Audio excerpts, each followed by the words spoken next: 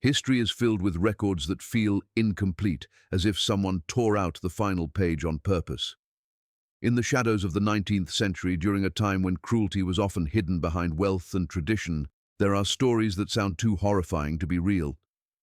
This is one of those stories where fear, silence, and survival collide in a way that still leaves historians uneasy. What happened in 1861 was written down, whispered about, and then quietly buried. But the terror it carries has never truly disappeared. The year 1861 stood at the edge of collapse, a moment when the world felt tense and fractured, especially in societies built on forced labor and silence. In many regions, slavery was not just an institution but a daily reality that shaped laws, customs, and the value of human life. Black children were born into a system that denied them protection, identity, and often even the right to be remembered. Their existence was controlled from birth, and punishment was used not only to enforce obedience but to send messages of fear to others who might dare to resist. Violence was routine, and cruelty was often disguised as discipline or order. In this era, wealth and power allowed people to act without consequence. Plantations, estates, and households functioned like closed worlds where suffering rarely reached the public eye. What happened behind locked doors or deep in private land was considered nobody's concern, especially when the victims were enslaved. Legal systems were structured to protect owners, not the owned, and reports of abuse were either ignored or deliberately erased. Children, in particular, were seen as easier to break, easier to threaten, and easier to dispose of if they became inconvenient or defiant. Death itself was handled differently during this time. Coffins were common, but medical understanding was limited, and declarations of death were not always accurate. Stories of premature burial circulated quietly, fueling deep cultural fears. Yet these fears rarely translated into safeguards for the enslaved. For them, the idea of being buried alive was not just a nightmare, but a potential punishment. Burial could be used as a method of terror, a final act meant to erase a person without leaving visible wounds or attracting attention. A sealed coffin meant silence, darkness, and certainty, or so it was believed. The social atmosphere of 1861 encouraged secrecy. Rumors traveled faster than official records, but rumors were easy to dismiss, especially when they came from those considered unreliable or unworthy of belief. Enslaved people were discouraged from speaking, and when they did, their words were often twisted or denied. This allowed horrifying acts to exist alongside polite society, hidden behind manners, religion, and authority. The same communities that attended church and spoke of morality could also tolerate extreme violence, provided it stayed out of sight. Fear was a powerful tool, and it was deliberately cultivated. Public punishments, whispered threats, and unexplained disappearances kept others compliant. When someone vanished, questions were dangerous. Asking too much could invite the same fate. This created an environment where a child could be taken, punished in unimaginable ways, and effectively erased, with little chance that anyone outside that closed circle would intervene. The absence of written records was not accidental but intentional, a way to protect reputations and maintain control. 1861 was also a year of instability, with wars and political upheaval drawing attention away from individual suffering. In times of conflict, the lives of the powerless become even easier to overlook. Chaos provided cover, and cruelty blended into the background noise of a world already accustomed to violence. For many enslaved people, survival depended on remaining invisible, enduring quietly, and hoping not to attract the kind of attention that led to irreversible punishment. Children were especially vulnerable within this system. They were seen as property, not as individuals with futures. Their pain was rarely documented, and their deaths were often unremarked. This made the idea of sealing a child inside a coffin not just an act of violence but an expression of absolute control, a demonstration that even life itself could be taken without explanation. The finality of such an act was meant to reinforce fear, to remind others that resistance or disobedience could end in total annihilation. Yet beneath this rigid structure of oppression, there was always tension. Enslaved communities shared stories quietly, passed warnings in glances and gestures, and remembered what official history refused to record. They understood the dangers better than anyone, and they lived with the knowledge that death could come suddenly and unjustly. In this environment, survival itself became an act of defiance, and any story of escape, no matter how impossible it sounded, carried immense weight. The historical setting of 1861 is essential to understanding how an event as horrifying as sealing a living child inside a coffin could occur without immediate outrage. It was a time when cruelty was normalized, silence was enforced, and the suffering of black children was considered acceptable collateral within a brutal system where fear ruled daily life and disappearance was often treated as a solution rather than a crime. The boy's capture did not happen suddenly or dramatically. It unfolded in the quiet, routine cruelty of everyday life in that era.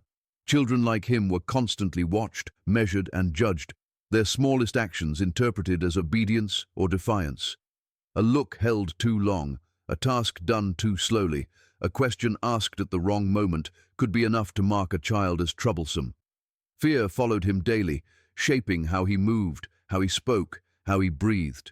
His youth did not protect him. It made him more vulnerable, because adults believed fear would break him faster than it would an older person. The reason he was targeted was never written clearly, but the silence itself speaks volumes. Perhaps he tried to run, or perhaps he simply witnessed something he was not meant to see.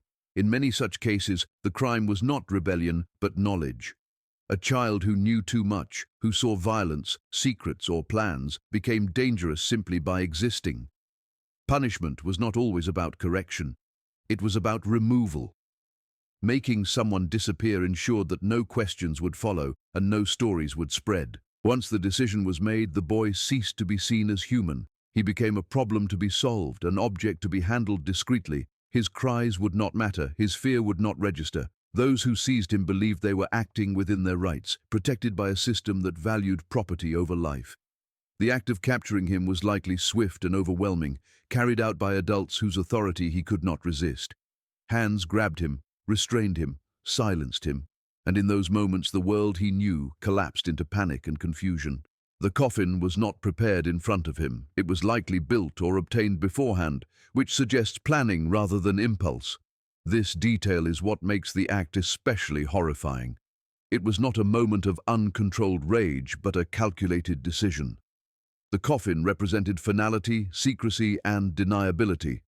Once sealed and buried, it would leave no visible wounds, no public spectacle, no lingering evidence. To the outside world, the boy would simply be gone.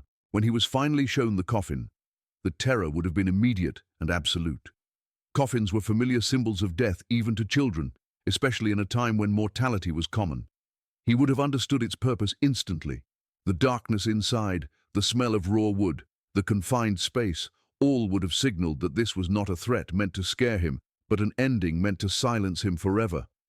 His fear would have turned to desperation, his mind racing for escape in a situation designed to offer none. Those responsible justified their actions in ways history has repeated countless times.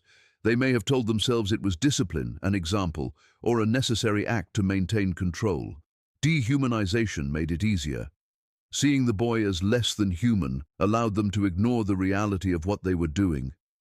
His age, his terror, his suffering became irrelevant once he was reduced to a lesson rather than a life. The act of placing him inside the coffin would have required force. A child does not enter such a space willingly. He would have struggled, screamed, begged, and none of it would have mattered. Each movement would have been met with restraint, each plea with indifference. The lid, once closed, represented a boundary that was never meant to be crossed again. Nails driven into wood marked the point where mercy ended and certainty began. This method of punishment was chosen not only for its cruelty, but for its symbolism. Burial implied erasure. It suggested that the boy was already considered dead in the eyes of those who condemned him. There would be no body to mourn openly, no grave marked with his name, no official acknowledgement of his existence. The earth would absorb both his body and the truth of what had been done. For the boy, those final moments before the coffin was sealed would have been filled with overwhelming fear and confusion. He could not have understood why this was happening or how his life had become disposable so quickly. The injustice of it would have been incomprehensible, the betrayal absolute. Every sound, every movement would have felt amplified as the lid closed, shutting out light, air, and hope. The reason he was placed in the coffin was not just punishment, but control taken to its most extreme form. It was meant to end resistance permanently, to remove a perceived threat without consequence. In a society that allowed such acts to occur in secrecy, the coffin became a tool of terror, representing how easily a child's life could be erased when power went unquestioned and cruelty was allowed to operate without witness. The sealed burial was meant to be the final chapter, a ritual of permanent silence executed with deliberate precision. Once the boy was inside the coffin, every motion of the earth and every weight of the wood signaled a closure that was intended to be absolute. Burial was not simply a method of disposal, it was a tool of terror designed to annihilate both body and spirit. The act of sealing the coffin transformed a living child into a symbol of total control, a demonstration that no life, no matter how young, could escape the reach of authority. In that moment, the world outside the coffin moved on as if nothing had happened, while the boy faced a reality so extreme that imagination alone struggles to comprehend it. Coffins were heavy, constructed to hold the weight of a body and to endure the soil above. Once nailed shut, the space inside offered almost no hope, especially for a child. The darkness would have been absolute, the air thick and difficult to breathe, and every sound muffled by the surrounding earth. The psychological terror of confinement was as potent as the physical danger. Encased in wood and soil, a person would experience a sense of time distorted, panic escalating with every heartbeat as minutes stretched into hours, or perhaps even longer. For the boy, the coffin was a prison without escape, and a warning that life could end not through violence in plain sight, but through quiet, methodical erasure. Those who carried out the burial believed that once the coffin was lowered into the ground, the threat had been neutralized. They expected the boy to succumb to the conditions, to be erased from existence, and to become nothing more than a memory whispered among a few who dared speak. The sealing of the coffin was a ritual in itself, executed with careful hands and a certainty rooted in cruelty. Every nail driven, every plank positioned, every shovelful of earth placed above the wood represented the finality they demanded. The act was calculated and chillingly deliberate, as though the earth itself had been enlisted as a co-conspirator in this act of erasure. Physical survival in such circumstances borders on the impossible. A coffin is a confined space, and even a child's lungs and body require air to continue functioning. The thought of living under such conditions for any length of time strains belief, yet this was precisely the scenario the boy faced. Darkness, silence, and the weight of the soil pressing from above created a near-perfect trap. Any attempt to move, to escape, or even to breathe more deeply would have met with resistance from the sheer mass of the coffin and earth. The odds of survival were minuscule, and yet within that impossibility lay the beginning of something extraordinary. Psychologically, the experience was a crucible. Alone, buried and trapped, the boy confronted not only the physical barriers of the coffin, but the existential terror of facing death in isolation.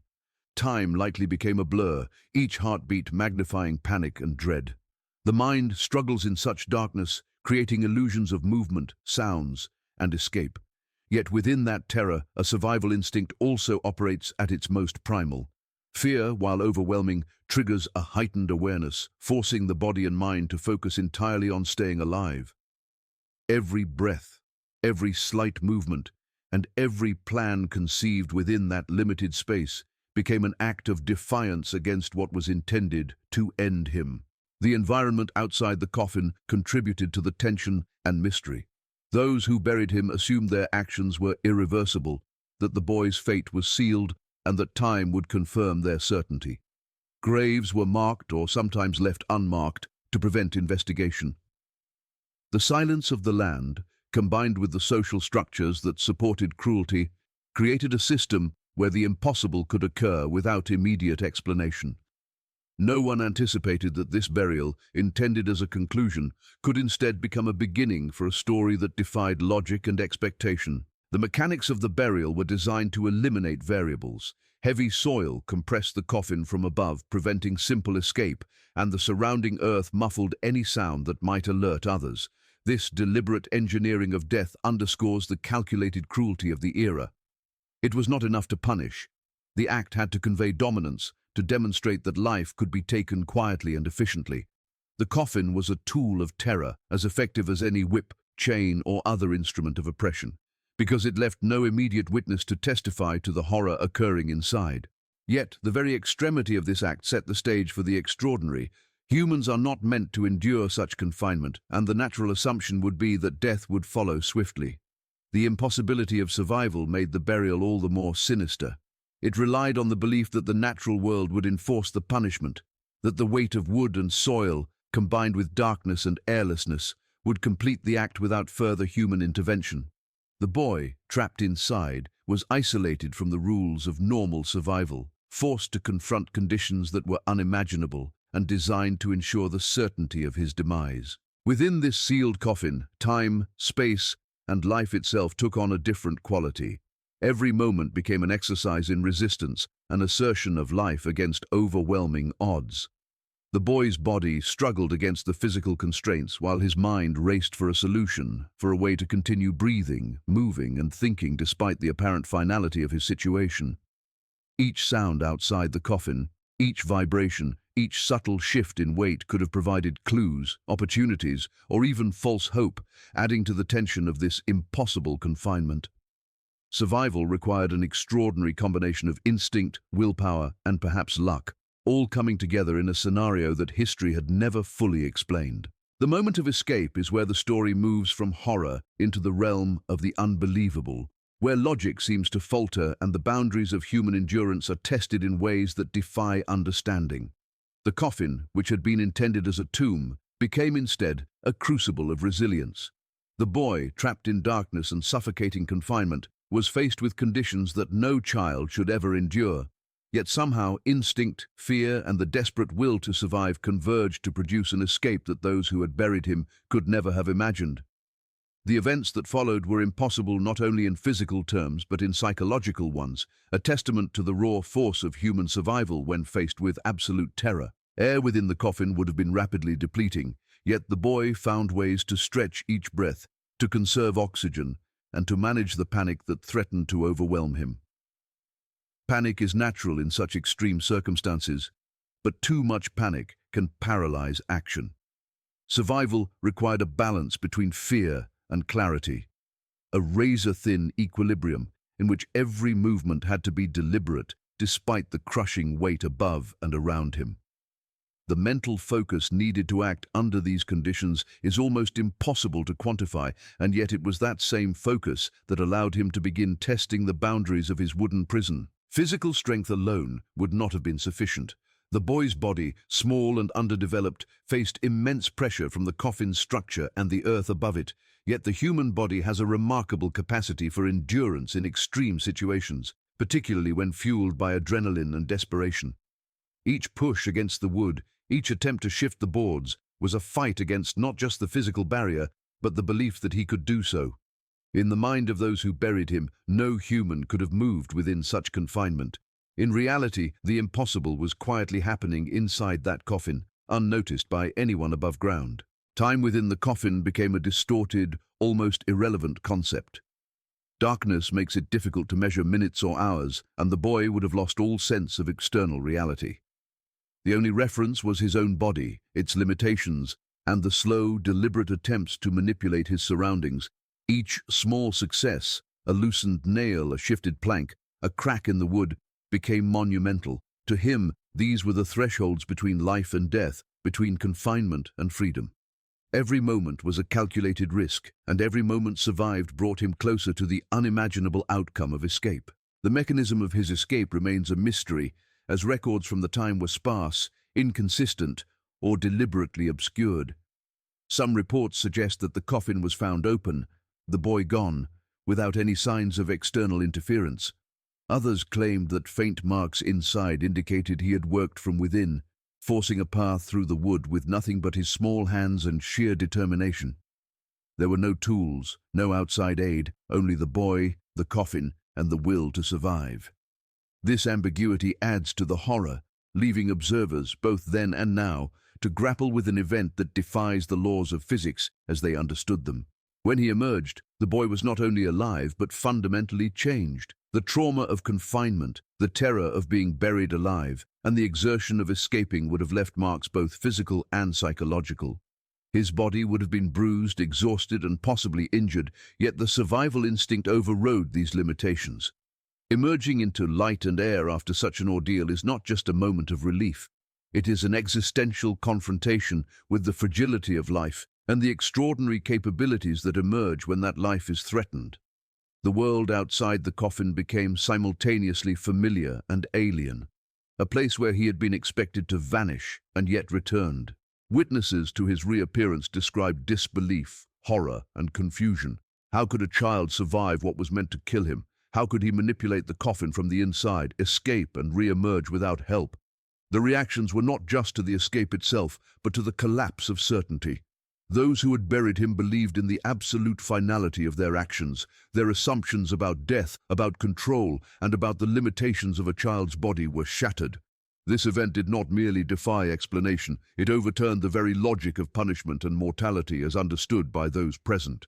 The boy's escape also carried symbolic weight. It demonstrated the limits of human control, even in a society that prided itself on absolute authority over life and death. In a world designed to crush, contain, and erase, his survival was a rebellion, silent yet profound. The act of surviving the sealed coffin was a message that life could not be entirely dictated, that hope and will could persist even in conditions engineered for annihilation.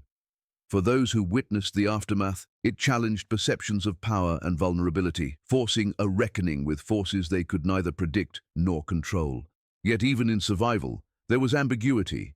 How he managed to escape without tools, without assistance, and without succumbing to the conditions inside remains unexplained.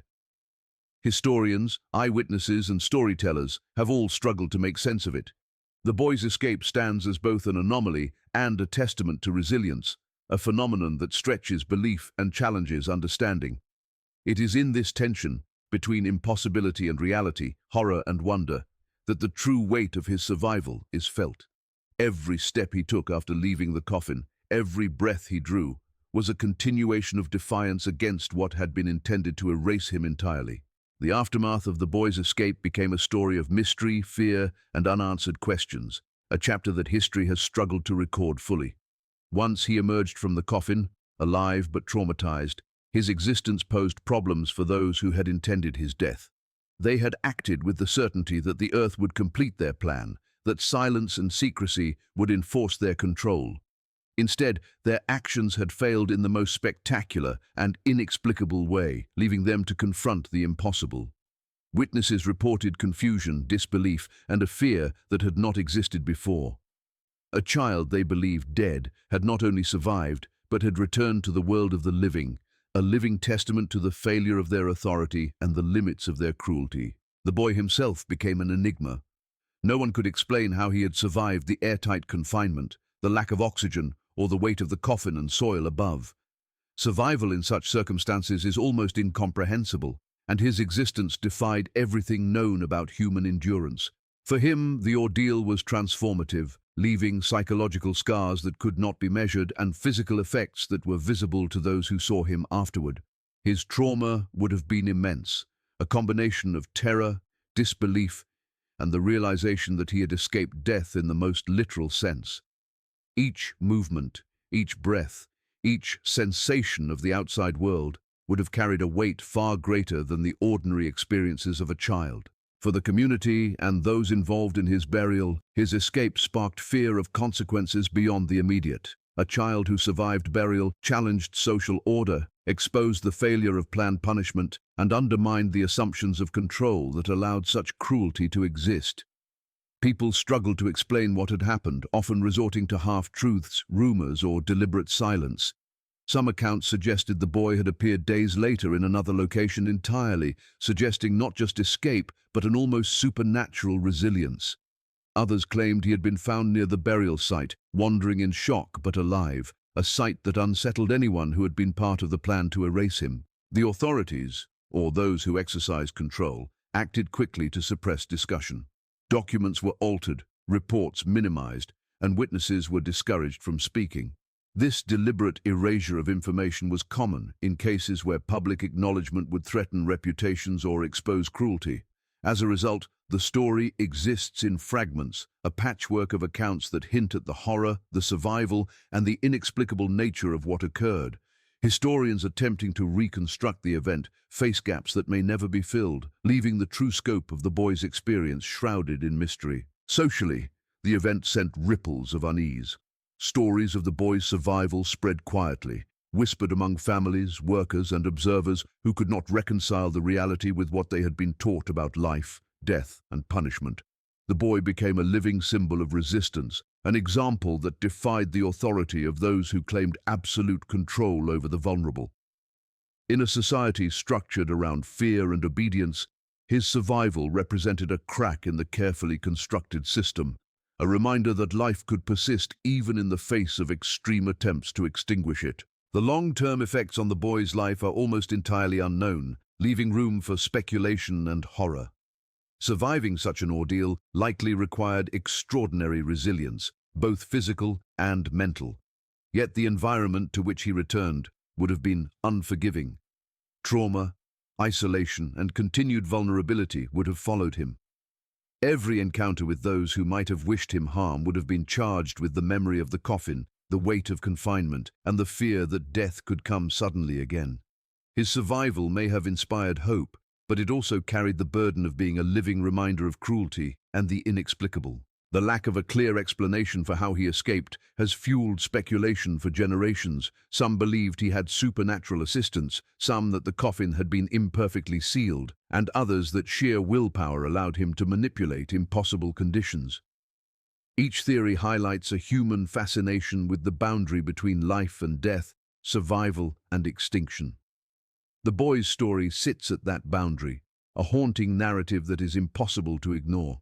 It forces questions about endurance, the limits of the human body, and the moral collapse of those who sought to end his life. Ultimately, the aftermath of this event is defined by silence, fear, and the unanswerable. The boy became a figure lost to history, known only through fragments and witness reports that often contradict one another. His disappearance, survival, and the reactions of those around him reveal a society unable to explain what it had done or to confront the reality of a life that had defied death.